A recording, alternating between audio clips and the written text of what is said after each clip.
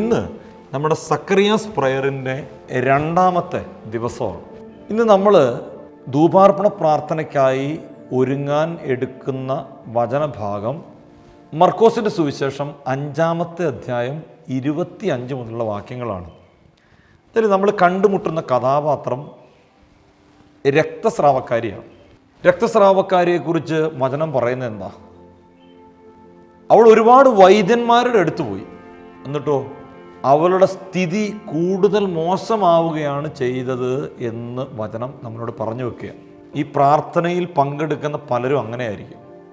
ഈ ലോകത്തിൻ്റെതായ ഒരുപാട് പരിഹാരങ്ങളുടെ പിന്നാലെ പോയവരാണ് നമ്മൾ ഓരോരുത്തരും. അവിടെ പരിഹാരമുണ്ട്, ഇവിടെ പരിഹാരമുണ്ടെന്നൊക്കെ പറയുമ്പോൾ നമ്മൾ അങ്ങോട്ടും ഇങ്ങോട്ടൊക്കെ ഓടി നടന്നു. പക്ഷെ പരിഹാരം എവിടെ ഉണ്ടായിരുന്നു? നമ്മുടെ ബലിപീഠത്തിലുണ്ടായിരുന്നു, യേശുവിലുണ്ടായിരുന്നു, പരിശുദ്ധ കുർബാനയിൽ ഉണ്ടായിരുന്നു എന്നുള്ളതാണ് സത്യം. ഈ ആളുകളുടെ അടുത്തേക്ക് പോയപ്പം അവളുടെ ജീവിതത്തിൽ സംഭവിച്ച കാര്യം, അവളുടെ കയ്യിലുള്ളതെല്ലാം ചെലവഴിച്ചു, അവളുടെ സമ്പത്ത് മുഴുവൻ ചെലവഴിച്ചു, അവളുടെ സകലതും ചെലവഴിച്ചു. നമ്മൾ പലപ്പോഴും ഈ ലോകത്തിൻ്റെ പിന്നാലെ പോകുമ്പം നമ്മുടെ സമ്പത്തും സമയവും ഒക്കെ നമുക്ക് നഷ്ടമാണ്.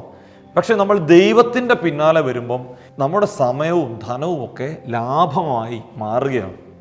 കാരണം നമുക്ക് യേശുവിൻ്റെ ശക്തി തിരിച്ചറിയാൻ കഴിയുന്നു എന്നുള്ളതാണ്. അപ്പോൾ രക്തസ്രാവക്കാരി കടന്നു വരുന്നത് യേശുവിൻ്റെ അടുക്കലേക്കാണ്. അവൾക്ക് വിശ്വാസമുണ്ട്, നല്ല വിശ്വാസമുണ്ട്. എങ്ങനെ? കർത്താവിൻ്റെ വസ്ത്രത്തിൽ തൊട്ടാൽ എൻ്റെ ജീവിതത്തിലെ ഈ രോഗത്തിന്, ആർക്കും സൗഖ്യമാക്കാൻ പറ്റാത്ത ഈ പ്രശ്നത്തിനൊരു ഉത്തരമായി മാറും എന്ന ഉറച്ച വിശ്വാസം ഇവൾക്കുണ്ട്. അപ്പോൾ ഇവള് ഈ ഈശോയുടെ അടുത്തേക്ക് വരുന്നു.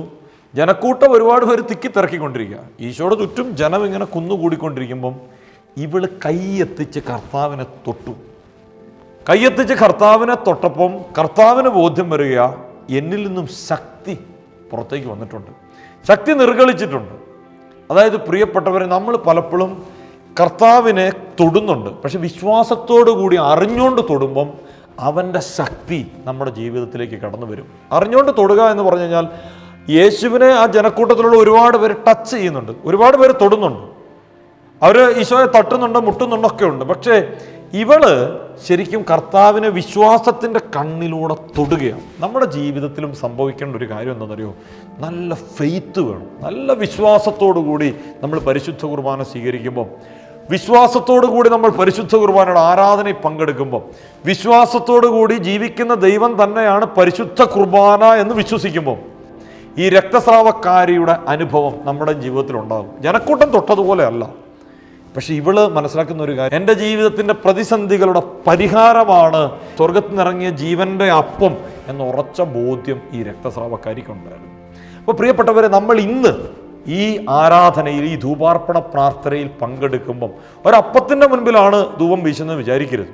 ജീവിക്കുന്ന ദൈവത്തിൻ്റെ സാന്നിധ്യത്തിൻ്റെ മുൻപിലാണ്. അവൻ ഈ അപ്പത്തിൽ ജീവിക്കുന്നു. 2000 വർഷങ്ങൾക്ക് മുമ്പ് ജനിച്ച് മരിച്ച് ഉത്ഥാനം ചെയ്ത രക്തസ്രാവക്കാരിയെ സൗഖ്യമാക്കിയ ആ ഈശോയുടെ മുൻപിൽ നമ്മുടെ പ്രാർത്ഥനകൾ നമ്മൾ ചൊരിയുകയാണ് ഈ ധൂപാർപ്പണ പ്രാർത്ഥനയിൽ എന്ന് ഉറച്ചു വിശ്വസിച്ചുകൊണ്ട് നമുക്ക് ഈ പ്രാർത്ഥനാ ശുശ്രൂഷയിലേക്ക് പ്രവേശിക്കാം. കർത്താവേ, മാനവരക്ഷകനേ, നരനു വിമോചനമേകിടുവാൻ നരനായി വന്നു പിറന്നവനേ, മിശിഹാ കർത്താവേ. ജീവിക്കുന്ന ദൈവത്തിൻ്റെ സാന്നിധ്യത്തെ വിശ്വസിച്ചുകൊണ്ട് നമുക്ക് ഏറ്റുപറയാം, പരിശുദ്ധ പരമ ദിവ്യകാരുണ്യത്തിന് എന്നേരവും ആരാധനയും സ്തുതിയും പുകഴ്ചയും ഉണ്ടായിരിക്കട്ടെ. നമ്മൾ അനന്തമായി സ്നേഹിക്കുന്ന ഈശോയെ വിശ്വസിച്ചുകൊണ്ട് നമുക്ക് ഏറ്റുപറയാം, പരിശുദ്ധ പരമ ദിവ്യകാരുണ്യത്തിന് എന്നേരവും ആരാധനയും സ്തുതിയും പുകഴ്ചയും ഉണ്ടായിരിക്കട്ടെ. നമ്മളെ കൈവിടാത്ത, നമ്മളോടൊപ്പം നിൽക്കുന്ന വേദനകളിലും ദുഃഖങ്ങളിലും ഒക്കെ നമ്മളെ ചേർത്ത് പിടിക്കുന്ന പരിശുദ്ധ പരമ ദിവ്യകാരുണ്യത്തിന് എന്നേരവും ആരാധനയും സ്തുതിയും പുകഴ്ചയും ഉണ്ടായിരിക്കട്ടെ.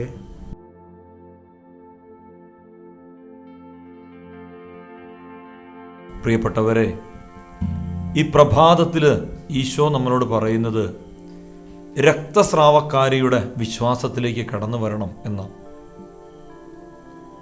നിനക്ക് ഏറ്റവും പ്രധാനപ്പെട്ടത് ക്രിസ്തുവായി മാറണം. നിന്റെ ജീവിതത്തിൻ്റെ പ്രതിസന്ധികളുടെ ഉത്തരം ഈ പരിശുദ്ധ കുർബാനയായി മാറണം, ഈ ജീവിക്കുന്ന ദൈവമായി മാറണം. അവൻ നിൻ്റെ സങ്കടങ്ങളിൽ, നിൻ്റെ വേദനകളിൽ, നിൻ്റെ ബുദ്ധിമുട്ടുകളിൽ, നിൻ്റെ ഞെരുക്കങ്ങളിൽ അവൻ നിന്നോടൊപ്പമുണ്ട് എന്ന് നീ വിശ്വസിക്കണം.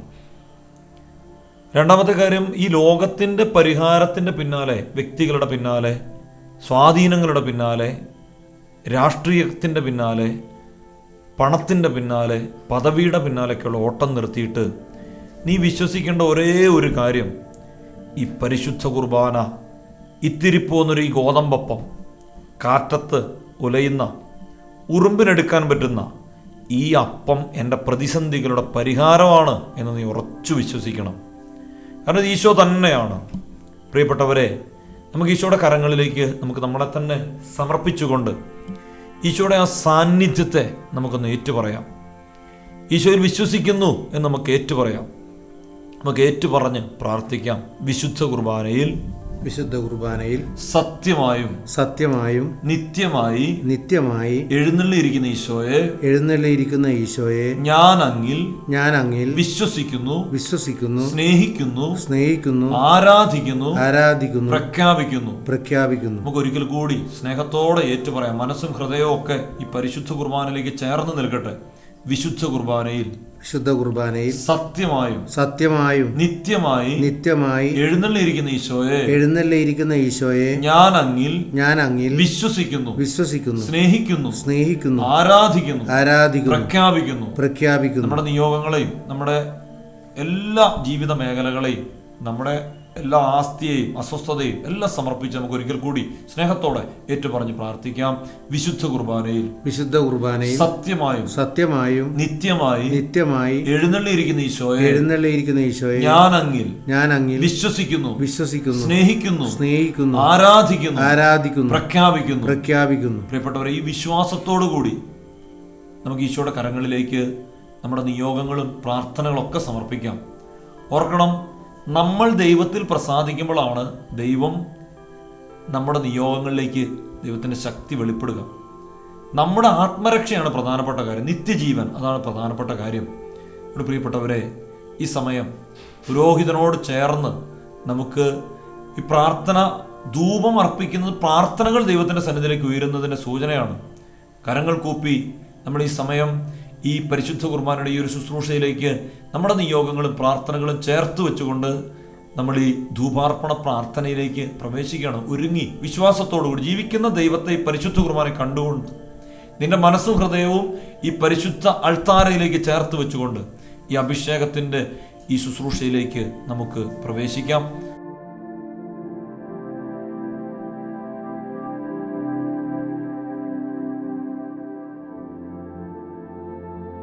ഈ ധൂപാർപ്പണ സമയത്ത് നമുക്ക് പ്രാർത്ഥിക്കാം. സക്കറിയായുടെ ധൂപാർപ്പണത്തെ സ്വീകരിച്ച് എലിസബത്തിൻ്റെ അടഞ്ഞ ഉദരത്തെ തുറന്നതുപോലെ ഞങ്ങളുടെയും അടഞ്ഞ വഴികളെ തുറക്കണമേ. ഏറ്റുപറഞ്ഞ് പ്രാർത്ഥിക്കാം. സക്കറിയായുടെ ധൂപാർപ്പണത്തിൽ പ്രസാദിച്ച് എലിസബത്തിൻ്റെ അടഞ്ഞ ഉദരത്തെ തുറന്നതുപോലെ ഞങ്ങളുടെയും അടഞ്ഞ വഴികളെ തുറക്കണമേ. സക്കറിയായുടെ ധൂപാർപ്പണത്തിൽ പ്രസാദിച്ച് എലിസബത്തിൻ്റെ അടഞ്ഞ ഉദരത്തെ തുറന്നതുപോലെ ഞങ്ങളുടെയും അടഞ്ഞ വഴികളെ തുറക്കണമേ എന്ന് പ്രാർത്ഥിച്ചുകൊണ്ട് നമുക്ക് ഈ പ്രാർത്ഥനാ ശുശ്രൂഷയിൽ പങ്കെടുക്കാം. നമുക്ക് നമ്മുടെ നിയോഗങ്ങളും പ്രാർത്ഥനകളും അതിലുപരി നമ്മളെ തന്നെ ഈശോയ്ക്ക് കൊടുത്തുകൊണ്ട് ഈ അഭിഷേകത്തിൻ്റെ മണിക്കൂറുകളിൽ നമുക്ക് കർത്താവിൻ്റെ സന്നിധിയിലേക്ക് നമുക്ക് നമ്മുടെ നിയോഗങ്ങളെയും കൂടെ സമർപ്പിച്ച് ഈ പ്രാർത്ഥനാ ശുശ്രൂഷയിൽ തീഷ്ണതയോടെ, വിശ്വാസത്തോടെ, അഭിഷേകത്തോടെ പങ്കെടുക്കാം. തീഷ്ണതയോടെ, അഭിഷേകത്തോടെ, പ്രാർത്ഥനയോടെ നമുക്ക് ഈ സമയങ്ങളിൽ ആയിരിക്കാം.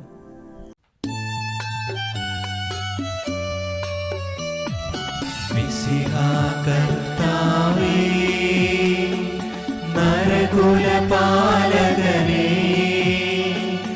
ഞങ്ങളടച്ചിടുമീ പ്രാർത്ഥന തിരുമുൻപിൽ, പരിമളമേലും ധൂപം പോൽ കൈകൊണ്ടരുളേണം,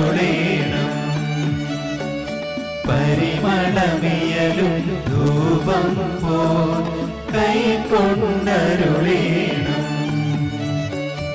മിശിഹാ കർത്താവേ,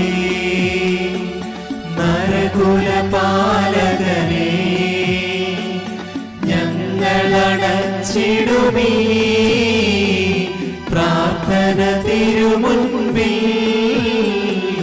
പരിമളമിയലും ധൂപം പോൽ. പരിശുദ്ധ ശരീരത്താലും വിലയേറിയ രക്തത്താലും പാപത്തിൻ കറകളിൽ നിന്നും മർത്യനു നീ മോചനമേകി.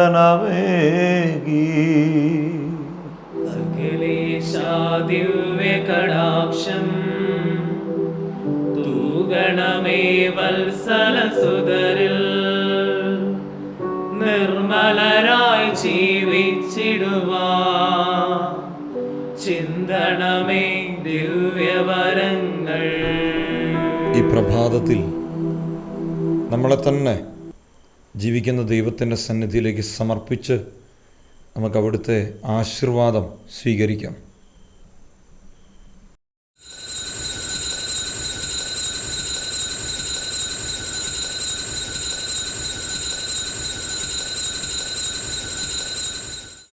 നമുക്ക് ജപമാല കൈകളിലെടുക്കാം.